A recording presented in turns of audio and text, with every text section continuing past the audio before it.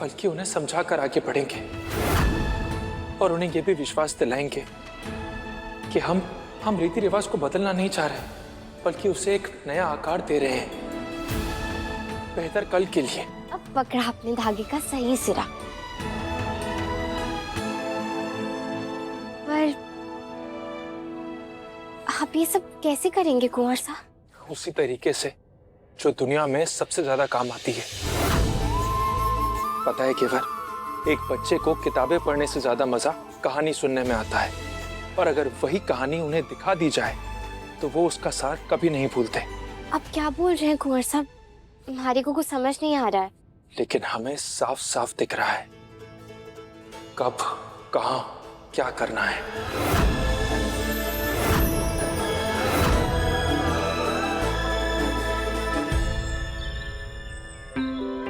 हरि अनंत हरि कथा अनंता, कहहि सुनहि बहुविधि सब संता। कार्येषु दासी, कर्णेषु मंत्री, भोजेषु माता, शयनेषु रंभा। धर्मानुकूला, शम्या धरित्री, सद्गुण युक्ता, कुल धर्म पत्नी।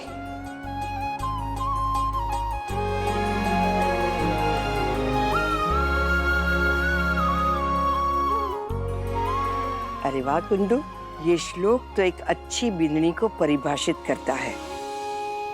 थारी जुबान पर अचानक कैसे आया? जो अंदर चलता है वही बाहर बहता है बुआ साहब। कल मकर संक्रांति है और हम इस साल भी हर साल की तरह सबसे अच्छी बींदनी प्रतियोगिता रखना चाहते हैं, और जो भी बींदनी इसमें विजेता होगी उसकी एक इच्छा पूरी की जाएगी। अगर ये थारा नियम है तो रख प्रतियोगिता। लेकिन बुआ साहब, हम चाहते हैं कि ये प्रतियोगिता पुरानी सोच से नहीं, पुरानी सीख से प्रेरित हो। जैसे हमारे बोले श्लोक में कहा गया है कि ज्ञान एक औरत के लिए कितना जरूरी है, वैसे ही इस प्रतियोगिता में भी एक हिस्सा शिक्षा का होगा। आखिर ज्ञान भी तो एक बिंदनी का गहना ही है, जिसकी चमक सबको दिखनी चाहिए।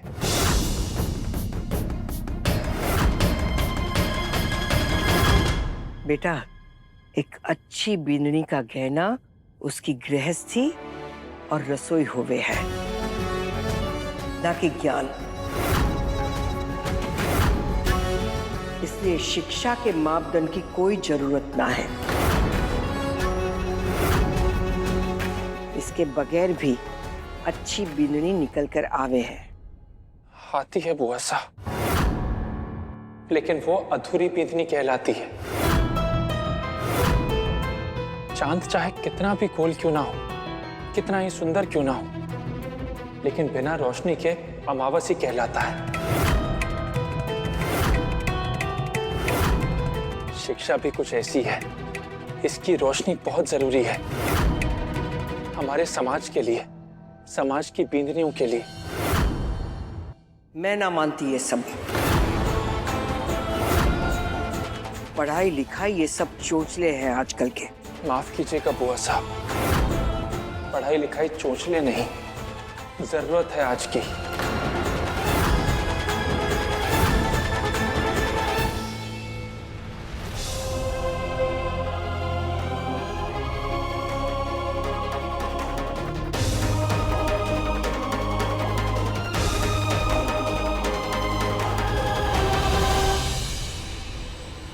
और ये केवल साबित करेगी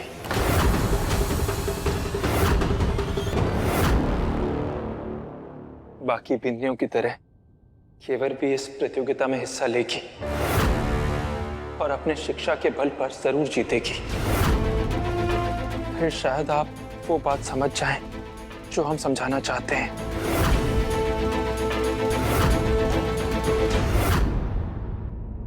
लेकिन बुआ साहब, अगर केवल जीती तो आपको उसकी एक इच्छा पूरी करनी होगी। कौन सी इच्छा? घूंघटवाड़ी का शुभारंभ।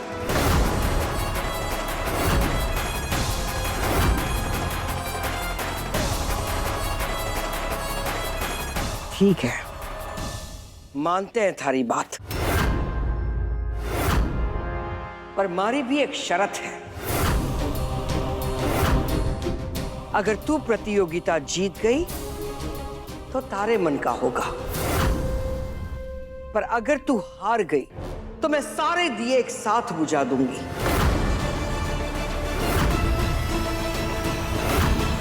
और उसके साथ ही बुझेगा बिंदनियों को पढ़ाने का सपना।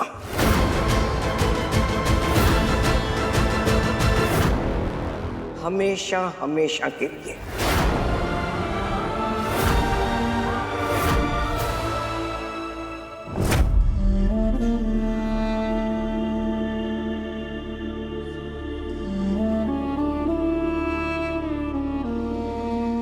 थारी हार के बाद बिंदनियों को पढ़ाने की जिद और हमारे कुंदन पर मंडरा रहा खतरा, दोनों की कहानी खत्म हो जाएगी।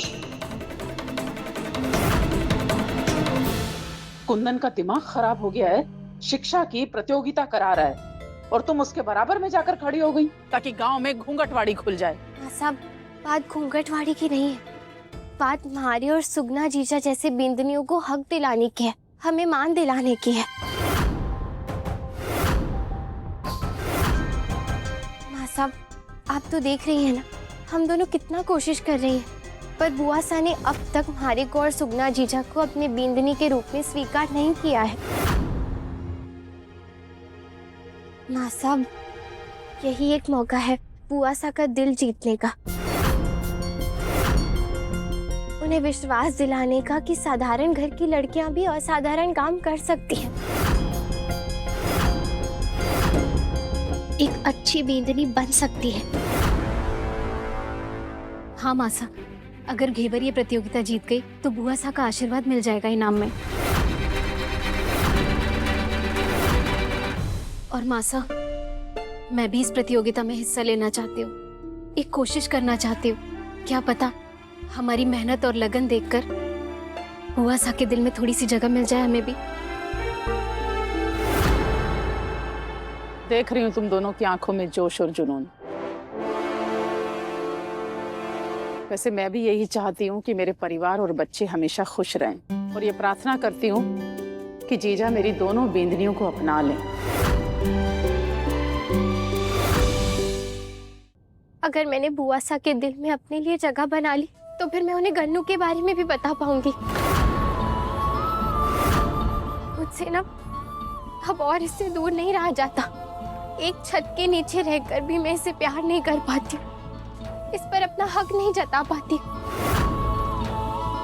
और कुंवर सा, उनकी तो सारी रात गन्नू को याद करते करवटें बदलते हुए ही निकल जाती।